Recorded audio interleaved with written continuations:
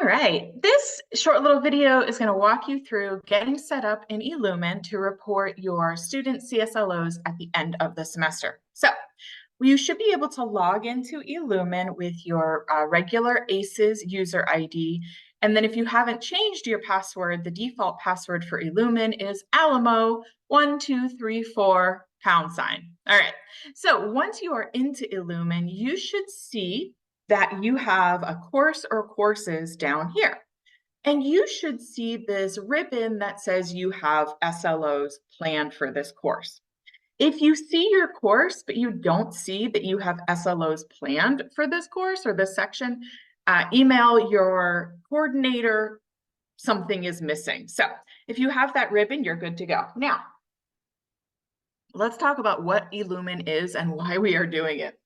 So the goal of eLumen is to track every single student's achievement of CSLOs, course student learning outcomes.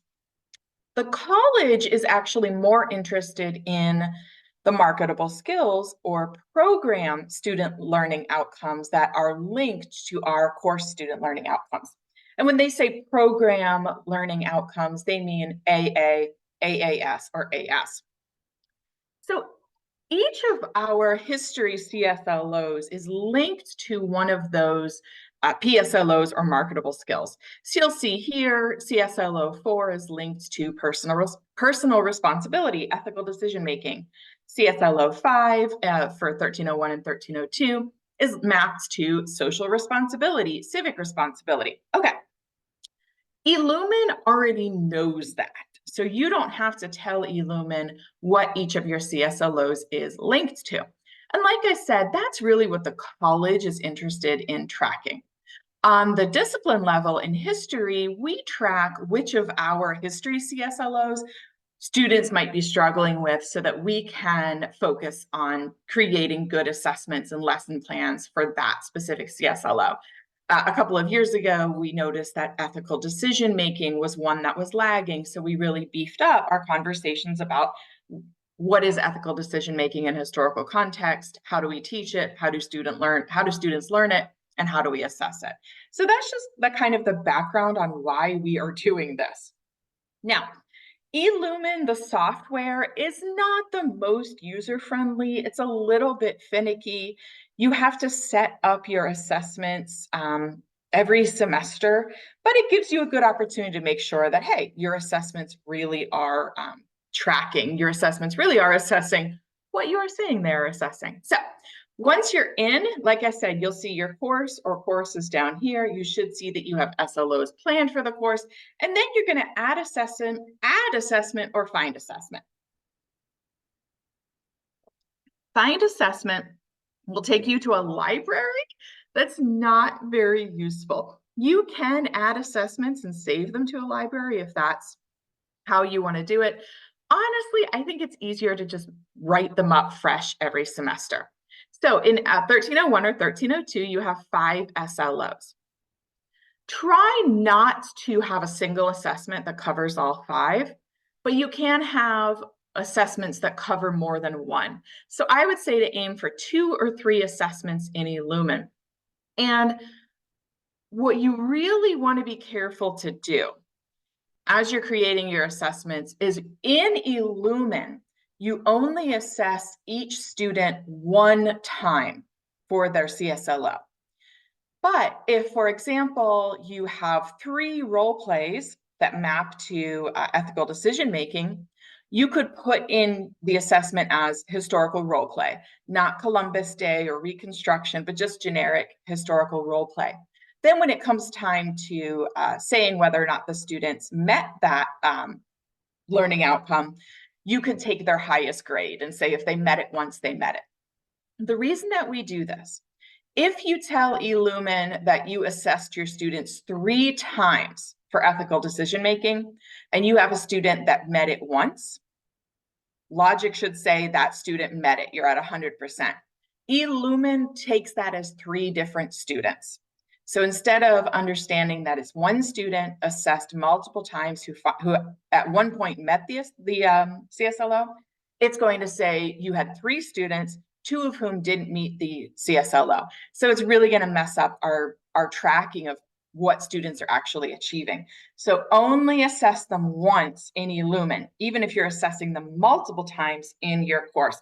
And that's why, like I said, I like to put in fairly generic assessments. So I'm going to put in for my assessment title, historical role play. And then I'm going to say students will analyze primary and secondary sources and discuss ethical decision making with their classmates. Really generic. All right, so we're going to be nice and generic like that. We're going to say that this was really, you could pretty much put anything you want here. I'm going to say this was a project. Okay. Don't make it formative. eLumen doesn't care about formative assessments. And then down here, I just put the same stuff in. Not really sure why we do this twice. So there's probably a good reason, but I just put it in the same twice. All right. All right. Okay. And I'm going to also add to this historical role play that this is CSLO 1 and 4. All right, just so I remember later which CSLOs this maps to, because it's not really going to show you once you do it. Okay, don't worry about any of this. It's not a student portfolio, no assessment. You could do the rating scale, absolutely, outcomes oriented.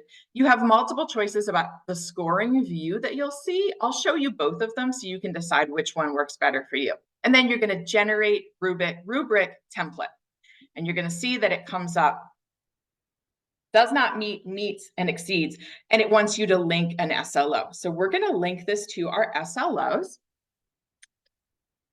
We are going to link it to analyzing and interpreting primary sources. Then we're going to add a row, and we're also going to link it to ethical decision making. All right, awesome. And then we're going to come down here, and we are going to either save and add to the library if that's what you want to pursue. If you add it to the library, you want to make sure it also has your name, because that's where you find it. There we go. And the course. So I'm going to say 1302. There we go. So if you're going to add it to the library, your name, the course, and the CSLOs that it meets. And then I'm just going to save it. All right. Now, you will see that I now have scorecards. So you can decide which scorecard you like, and you can set it up so you only see that scorecard. This one has students over here, exceeds, meets, does not meet. I'm going to go back. I actually like the other view a little bit better. Sorry, my annotation bar won't let me click the back button. There we go. All right. Oh, my cat is on the keyboard as well. Watson, get down. All right. I prefer this scorecard view. It's a lot easier for me. Now, you'll see that we are going to say the student doesn't meet the expectations, meets or exceeds. Meets expectations is usually 70% or higher. I don't do exceeds expectations. They either met or they didn't. As far as the college is concerned, those are the only two categories that matter. So the college puts meets and exceeds expectations all together in one basket for their record keeping. So if you want to put meets or exceeds, you can. I just do meets or does not meet. And then you go through for each student and say whether or not they met or didn't meet. You should see when you've done all of your students, when you go back, you should see a nice green check mark, very satisfying to show that you're done. But you will notice it's not saying, oh, because I should have put the CSLOs in the activity name, not the assessment name. So we'll do it again, and I'll show you where to put it. So the actual thing that you're going to see is the activity name. So that's where you'd want to put Seraphine 1302 and which CSLOs it meets, because that's going to make your life a lot easier as you quickly glance at them. So you're going to do this for all of your CSLOs. Like I said, aim for 2 or 3 assessments, some of which have more than one CSLO attached. Do not assess your students more than once for any CSLO. If you have 2 assignments that you're using that have some of that overlap, take one of the CSLOs out for eLumen's sake, right? It doesn't have to match perfectly what the actual assessment is. If you're going to say, okay, I'm going to use this assessment, but only 2 CSLOs because I've already assessed the third CSLO, because we don't want to assess students more than one time each for each CSLO. All right. Like I said, eLumen's a little bit fussy, a little bit finicky. Be vague in what you put in because you want to make it useful for yourself. So don't be hyper specific. It's a primary source analysis. It doesn't have to be a primary source analysis of Abigail Adams' letter to John Adams, right? Just stop at primary source analysis. That will make your life a lot easier. In the activity title, put your name and the CSLOs that it meets. And you can save that to the library as well if that is helpful. But it's actually really finicky to find assessments. Unfortunately, okay, there we go. Unfortunately, we can't search within them, and there's no way to just show ones that you saved. So you're getting everyone's for years. That's why I just like to go ahead and add it fresh every time. All right, I hope this was helpful. Reach out to me if you have any questions as you input your eLumen, and have a great end of the semester. All right, stop biting, Watson. All right, let me get out of here. Stop recording. There we go.